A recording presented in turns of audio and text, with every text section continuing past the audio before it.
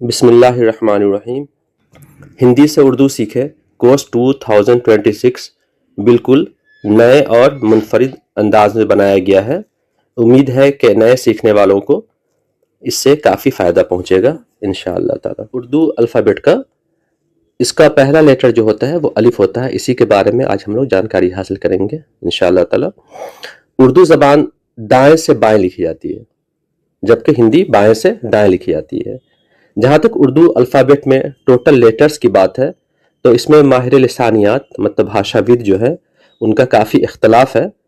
कुछ लोग 36 तक ही मानते हैं, लेकिन बहुत सारे लोग इसे 40 तक लेके चले जाते हैं। हम 38 का लिस्ट रखेंगे ताकि आसानी हो समझने में। वो लोग अलिफ मद आ, नून गुन्ना और हमज़ा को जो है पार्ट नहीं मानते अल्फ़ाबेट का। तो इस तरह 37 होते हैं। और बहुत सारे जो लिंग्विस्ट होते हैं वो बड़ी ये को भी अल्फ़ाबेट का पार्ट नहीं मानते और वो 36 ही रखते हैं। उनका कहना है कि बड़ी ये जो है छोटी ये का ही आखिरी हिस्सा है। एनीवे, अभी हम लोग इस डिस्कशन में नहीं पढ़ेंगे। हम लोग अलिफ के बारे में डिटेल से जानकारी हासिल करेंगे। अलिफ कैसे लिखें? अलिफ जो है एक्चुअली उर्दू का एक राइटिंग सिंबल है।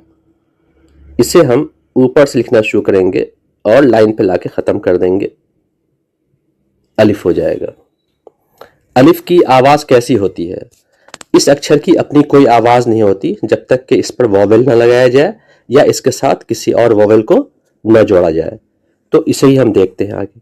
और इसीलिए यहाँ पर फिर से भाषाविद कहते हैं कि अलिफ जो है ये वॉवेल नहीं है, क्योंकि इसकी अपनी कोई आवाज़ नहीं होती है। लेकिन ज़्यादातर जो लिंग्विस्ट है वो इन्हें वॉवेल ही मानकर चलते हैं। होता क्या है कि उर्दू में कुछ साइंस है जिन्हें हम लोग हिंदी में विशेषक कहते हैं, इंग्लिश में डायक्रिटिक्स। एक होता है ज़बर, एक ज़ेर और एक पेश। तो अलिफ लिखने के बाद अलिफ के ऊपर एक स्लैश लाइन लगा देंगे, जिसे ज़बर कहते हैं। ज़बर का मतलब ही ऊपर होता है। तो ये अ की धौरी निकलेगी, मतलब अलिफ की अपनी धौरी नहीं निकली, लेकिन ज़बर लगाने से अ की धौरी निकल गई। एक और साइन होता है जिसे मत कहते हैं।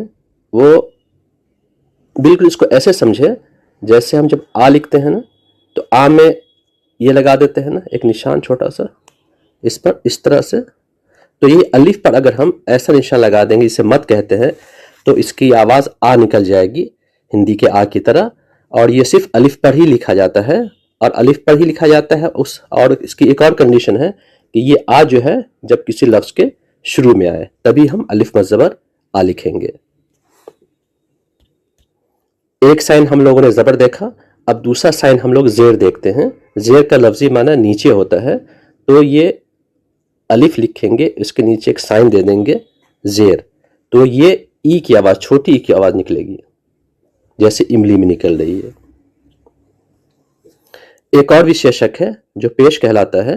पेश माने आगे होता है। अलिफ लिख करके उस पर पेश डाल देंगे तो हिंदी के छोटी ऊ की आवाज़ निकलेगी।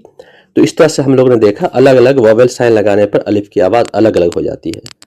ये रहा अलिफ, इस पर जब हम ज़बर लगा देंगे तो ये अ हो जाएगा, ज़ेर लगा देने से ई हो जाएगा और पेश लगा देने से ये ऊ हो जाएगा। तो इस तरह से हम लोगों ने 4 साइन देखा, अ, आ, ई, यू। अब हम ई की धौन निकालेंगे। यहाँ पर अलिफ को सिर्फ विशेषक ही नहीं बल्कि कुछ और लेटर की ज़रूरत होती है। तो अलिफ लिखने के बाद ज़ेर आता है तो ये ई हो गया, फिर इसमें हम छोटी ये लगा देंगे तो ये हो जाएगा ई। ऊ लिखने के लिए अलिफ पर पेश हम लोगों ने देखा था, छोटी धौनी निकालने के लिए ये लिखेंगे। फिर व एक और लेटर आता है उर्दू अल्फ़ाबेट का, तो इसकी ध्वनि ऊ की निकलेगी। ए लिखने के लिए होता क्या है कि ये जो बड़ी ये हम लोगों ने देखा था पीछे सबसे लास्ट वाला लेटर, इसकी आवाज़ ए ही निकलती है। तो अलिफ लिखेंगे, उसके बाद हम बड़ी ये लिख देंगे तो ये ध्वनि ए की निकलेगी। ए लिखने के लिए अलिफ पर ज़बर देंगे जैसा कि हम लोगों ने यहाँ दिया था, उसके बाद बड़ी ये लगा देंगे तो ये अ हो जाएगा। ओ लिखने के लिए अलिफ के साथ व मिला देंगे तो ओ की ध्वनि निकलेगी, और अ लिखने के लिए अल्फ लिखेंगे, अलिफ पर साइन देंगे, फिर वाव, तो ये हो जाएगा औ।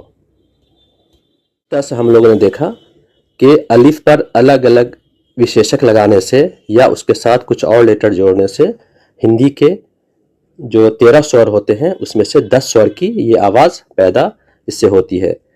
इनफैक्ट उर्दू में 10 ही वोवेल होते हैं, जिसमें 3 शॉर्ट वोवेल होते हैं जो हम लोगों ने ज़बर, ज़ेर, पेश की शक्ल में देखा। अगर ये वीडियो आप लोगों को समझ में आया हो इसमें तो भी ठीक है, नहीं समझ आया तो भी परेशान होने की बात नहीं है, क्योंकि ये जस्ट एक अलिफ के बारे में छोटा सा इंट्रोडक्शन था और बेसिकली हमने इसमें जस्ट अलिफ को लिखना सीखा है और धीरे धीरे हम इस पर मज़ीद तफसील से आगे बात करते रहेंगे। जुड़े रहें हमसे। अगला जो हमारा वीडियो होगा इंशाअल्लाह ताला वो बे ग्रुप के 5 अक्षरों से मुत्तालिक होगा।